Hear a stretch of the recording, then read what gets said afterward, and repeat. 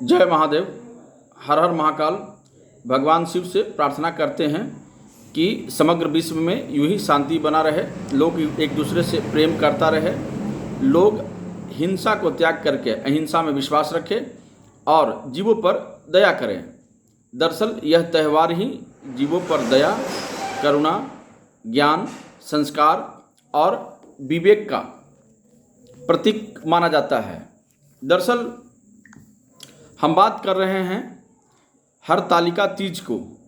हरतालिका तीज को तीजा भी कहा जाता है। यह व्रत सुहागिन महिलाएं अपने पति की लंबी उम्र और अखंड सौभाग्य के लिए रखती हैं। यह व्रत निर्जला रखा जाता है, यानी इस व्रत के दौरान पानी का एक बूंद भी ग्रहण नहीं किया जाता। मान्यताओं के अनुसार सर्वप्रथम माँ पार्वती ने अपने सुहाग को अखंड बनाए रखने के लिए भगवान शिव के लिए इस व्रत को रखा था। सौभाग्यवती महिलाएं अपने पति की लंबी आयु और अच्छे स्वास्थ्य के लिए यह व्रत रखती हैं। वहीं अविवाहित युवतियां अच्छे वर की कामना के लिए यह व्रत रखती हैं। इस बार हरतालिका तीज का व्रत 18 सितंबर सोमवार के दिन किया जाएगा, यानी कल के दिन यह व्रत रखा जाएगा। तो यह जो व्रत है, यह अपने आप में एक त्याग का व्रत है, एक आपसी प्रेम का व्रत है, एक आपसी विश्वास का व्रत है। क्योंकि जिस प्रकार से भारतीय महिला समग्र विश्व में, मैं तो यह कह सकता हूं कि समग्र विश्व में भारत की ही महिला ऐसी होती हैं जो अपने पति से एवं पति के लिए समर्पण और उनके बुराइयों को ना देखते हुए उनसे इतनी प्रेम करती हैं कि विभिन्न प्रकार की यदि उनके समक्ष बलिदान के लिए भी ऑप्शंस खुल जाए तो निश्चित तौर पर उसके लिए वह खड़ी रहती है। और यह जो भारत की जितने भी व्रत त्यौहार पर्व जिसको कहते हैं, वह पर्व इन सभी के लिए समर्पण की ही भावना को लाता है और उसी प्रकार से एक दूसरे से कनेक्टिविटी, जिसको बोलते हैं ना कि एक दूसरे से अस्थायित्व, एक दूसरे की नज़दीकियाँ को समझने का शक्ति प्रदान करता है। यह व्रत अपने आप में सौभाग्यशाली पुरुषों के लिए भी होता है कि उनकी पत्नियां अपने अपने पतियों के लिए पूर्णतः निर्जला रह करके भगवान भुवन से प्रार्थना करती हैं कि हमारा पति का आयु लंबा हो एवं किसी भी प्रकार की कोई भी उसके सामने कोई जीवन में समस्या ना हो और वह समग्र समस्याओं का भगवान शिव की कृपा से समापन हो जाए। तो आइए अब हम समझते हैं कि क्यों रखा जाता है हरतालिका तीज का व्रत। पौराणिक कथाओं के अनुसार हरियाली तीज का व्रत पति की लंबी आयु के लिए रखा जाता है और यह त्यौहार देवी पार्वती और भगवान शिव को समर्पित है। ऐसा माना जाता है कि इसी दिन माता पार्वती ने भगवान शिव को पति के रूप में पाने के लिए कठोर व्रत और तपस्या की थी। यह त्यौहार माता पार्वती और भगवान शिव की इसी भक्ति और मिलन के उपलक्ष्य में मनाया जाता है। इसी व्रत में महिलाएं जल और अन्न ग्रहण नहीं करती हैं, इसलिए हरतालिका व्रत को बहुत कठिन व्रत माना जाता है। मनचाहा वर प्राप्त करने के लिए कुंवारी कन्याएं भी इस व्रत को रखती हैं। आगे बताते हैं कि हरतालिका तीज व्रत की पूजा विधि। हरतालिका तीज पर माता पार्वती और भगवान शंकर की विधि विधान से पूजा की जाती है।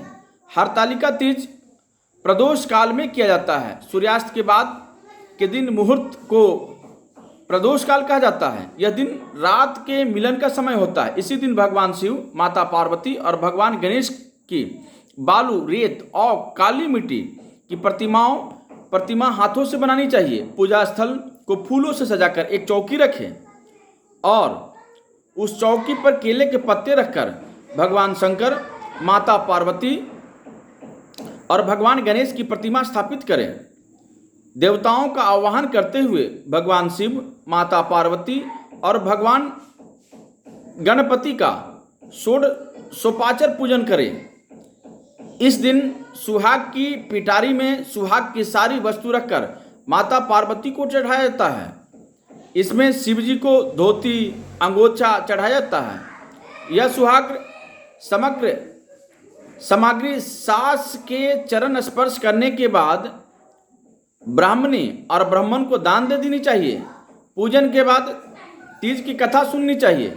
इसी दिन रात्रि जागरण का खास महत्व होता है। आरती के बाद सुबह माता पार्वती को सिंदूर चढ़ाना चाहिए। ककड़ी हलवे का भोग लगाकर व्रत खोलना चाहिए। तो ये थी पूजन विधि और यह था समर्पण का काल, जो कि लोग पूछते हैं और ईश्वर से अपने पति के लंबी आयु के लिए कामना करते हैं। धन्य है भारत की संस्कृति, धन्य है भारत की माताएं, धन्य है भारत की बहनें, जो इतना कठिन समय में अपने आप को जगाकर अपनी पति की लंबी आयु की कामना करती हैं। अद्भुत, ऐसी संसार में विरले ही लोग होते हैं। और विशेष करके भारत की भूमि, भारत माता की तेजस्विनी संतानें इस प्रकार की व्रत पुरातन काल यानी सनातन काल से ही करते आ रही हैं। और जब तक यह सृष्टि रहेगा, जब तक यह धरती रहेगी, जब तक गाय, गंगा, तुलसी और माँ वसुंधरा रहेगी, तब तक यह व्रत अनावरत रूप से लोग करते रहेंगे। और मैं उन माताओं से भी प्रार्थना करूंगा कि निश्चित तौर पर इस प्रकार की व्रत करते रहिए, ताकि जो आने वाली पीढ़ियां हैं इन चीज़ों को सीख सके और जीवन में अपने आप को लागू कर सके, तत्पश्चात अपना जीवन को सार्थक बना सके। क्योंकि जब व्यक्ति किसी भी चीज़ को अपने जीवन में लागू करता है तो निश्चित तौर पर उसके अंदर में विवेक और अपने पूर्वजों के द्वारा दिए गए संस्कार के अनुरूप उस कार्य को आगे बढ़ाता है।